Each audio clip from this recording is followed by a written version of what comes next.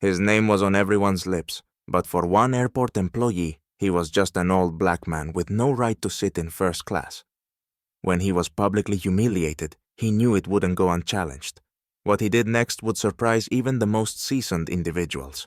But let's start from the very beginning. Marcus Henley, 68, a successful businessman, walked down the corridor of JFK Airport, blending into the crowd. At his age and with his status, he was accustomed to being unnoticed, but today that would work in his favor. He was heading to his flight to Los Angeles, where an important meeting with investors awaited him. After completing check-in and receiving his boarding pass, Marcus slowly approached the gate. He knew his seat was in first class and had no doubt that everything would go smoothly. However, as soon as he sat down in his first-class seat, a young airport employee approached him. His gaze was cautious. "Excuse me, sir, but your ticket is not for this seat," the employee said. Marcus looked up in surprise. "This is my ticket," he replied, showing his boarding pass. The employee didn't back down. He glanced at the ticket, then at Marcus, and with skepticism said, "Your ticket is for business class. You need to move to economy." Marcus tried to explain that his ticket was indeed for first class, but the employee, not listening, insisted that he move to economy. The tension in the cabin grew, and passengers started noticing the conflict. One of them pulled out their phone to record the incident. "Please return to economy. This is not your seat," the employee repeated. Not wanting to argue, Marcus took out his phone and began dialing a number. The employee's confusion was evident, and his hesitation became more noticeable. Passengers, frozen in place, continued to watch the scene, unsure of what to do. Marcus already knew this situation required resolution, but he hadn't expected to encounter such biased treatment. Marcus continued dialing the number, ignoring the growing anxiety of the employee and the whispers of the passengers around him. He knew that this situation needed to be resolved quickly, and that it would not end well for the employee. But he also understood that this might be a chance to show how often biased behavior hides behind what seems like an ordinary situation. The employee took another step forward. "Sir, I can't allow you to stay in first class if this isn't your seat," he said, lowering his voice but with clear desperation in his eyes. Marcus put his phone back in his pocket and looked at him as if seeing someone who clearly didn't realize who he was dealing with. A flash of irritation crossed Marcus's face, but he still held himself back. The situation was clearly becoming tense. People around them started whispering, and someone even quietly laughed, not knowing what to do. "This is my seat," Marcus said again, not raising his voice, but with firmness in his tone. "Look up my company. You'll understand who I am." For a moment the employee froze, as if not fully understanding what Marcus was trying to convey. He checked the ticket once more, and now his expression became more uncertain. I can't just let you go. I need to call security," he mumbled. Marcus didn't respond. Instead, he took out his phone again, but this time he wasn't dialing the number for his company. He typed out a message requesting that his managers contact him to verify his identity and status. Passengers were watching the scene unfold, and one elderly man with a beard quietly said, "That's not his seat. Are you even talking to him like that?" The employee nervously flinched, but once again didn't know what to do. He glanced around, and that's when one of the flight attendants, noticing the situation, quickly approached the scene of the conflict. "What's going on here?" the flight attendant asked with a serious expression. The young employee, losing confidence, replied, "This passenger says he has a first-class ticket, but I checked. It's business class. I can't let him through." The flight attendant looked at Marcus, then glanced down at his ticket. Realizing that Marcus was right, he turned to the young employee.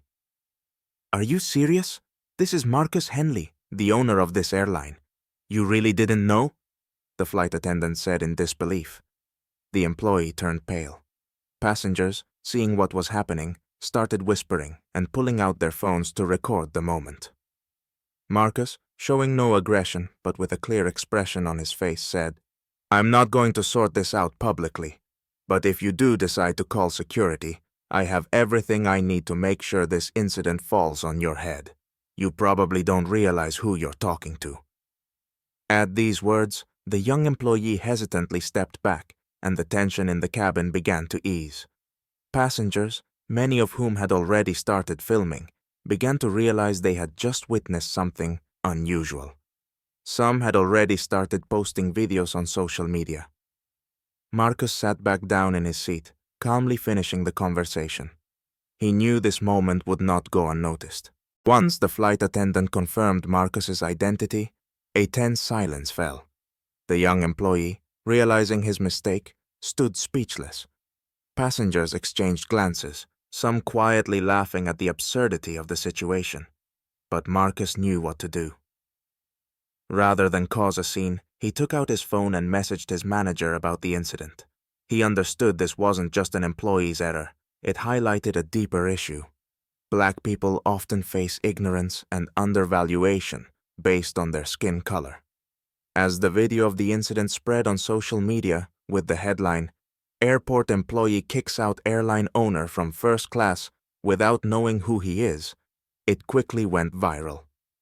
Soon, other flight attendants appeared, noticing the situation escalating.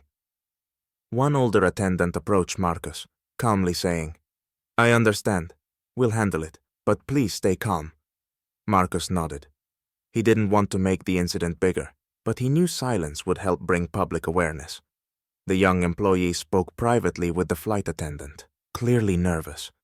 Passengers continued to whisper, filming and expressing discontent at how the employee had treated Marcus. "Did he really not know who that was?" one woman asked. "Don't they check who they're dealing with in those positions?" another passenger added. Marcus sighed. He could see the situation becoming public, but this was an opportunity. All he had to do was make sure it wouldn't be forgotten. The flight attendant returned, apologizing but in a mechanical tone. "We'll resolve this. Your seat is reserved, and this won't happen again." Marcus didn't reply. Instead, he dialed his team, knowing this incident would be a catalyst for change within the company and the industry. The video continued to spread, and soon he became a symbol of resistance against racial discrimination. For the young employee, it was a lesson. For Marcus, it was a signal. To change the system, you have to fight. When the flight landed in Los Angeles, Marcus was greeted by journalists and cameras. The entire airport knew about the incident, and the video was trending. Many of the passengers who had witnessed the events were now actively commenting on social media. As Marcus walked through the terminal, he was met by company staff and several high-profile investors he was supposed to meet. They were all already aware of the incident. One senior manager approached him and quietly said, "We saw it. It's awful. But you don't want this to become a scandal, right?" Marcus simply nodded, but inside, he knew this moment couldn't be forgotten. He recognized that this was an opportunity for change, a chance to be the catalyst for reforms within the airline and the industry as a whole. At the press conference that followed, Marcus calmly explained the situation. He emphasized that the incident wasn't a one-off mistake, but part of a larger societal problem. "This wasn't just one employee's error," he said, looking into the camera. "This is something that many Black people face in various areas of life. Underestimation, bias, a lack of respect. We all need to do more to break these barriers and change the system." As Marcus finished speaking, the questions began pouring in. Everyone wanted to know what actions he would take next. Marcus replied that the company's priority would now be training and educating its staff to ensure that such incidents wouldn't happen again. He also stated that awareness of racial discrimination would be raised at every level of the organization. The next day, the young airport employee involved in the scandal publicly apologized. He gave an interview to local news, admitting his mistake and promising to work on himself so that such behavior would never happen again. "I was wrong," he confessed. "I didn't even realize who I was dealing with. It's a lesson I'll never forget." The video of the incident continued to gain traction online, becoming a hot topic on social media. Marcus Henley quickly became a symbol in the fight against racial bias in the corporate world. For Marcus, this incident was not just a catalyst for change within his company, but also a personal triumph. Despite his years in business, he realized that he could still make a difference in situations that were going wrong. His calmness and determination in the face of adversity became an example for others. As the day came to a close, Marcus sat in his hotel room, scrolling through the news. He knew this moment wouldn't go unnoticed. Not only had he defended his honor, but he had also contributed to the fight for justice.